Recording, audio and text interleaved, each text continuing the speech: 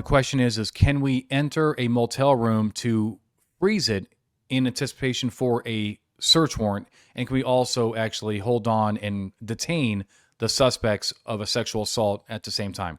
Basically, we have accusation that a sexual assault occurred in a motel room. 2 juveniles, along with their mother, are living in the motel. That is their residence.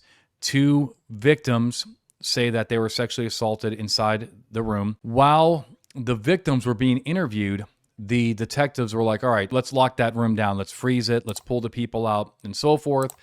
And the problem, though, was that there was no evidence that the suspects even knew that they were being targets of a sexual assault investigation. This officer who's asking me this question goes back and forth to detectives. And he's like, look, I just can't go in there and just start pulling people out without, some kind of exigency. Finally, they come to agreement to do it because not only do they want the room, but they also want the suspects. And if we, the longer we wait, the more likely it is that they're going to destroy evidence and so forth. Okay, so the officer knocks on the door. Mom comes to the door.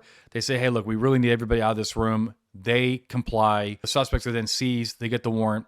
Come to find out that the victims were actually lying. The question, though, is, look, what is the rule about pulling people out of their homes? It's defensible to believe that if the crime just occurred, right, we're talking about minutes, hour or so, they're in the apartment, and the victims are gone, and they were raped. And of course, if this is, one of these issues where the victims are saying, straight up rape, I do believe that a suspect would be motivated to get rid of the evidence as quickly as possible, right?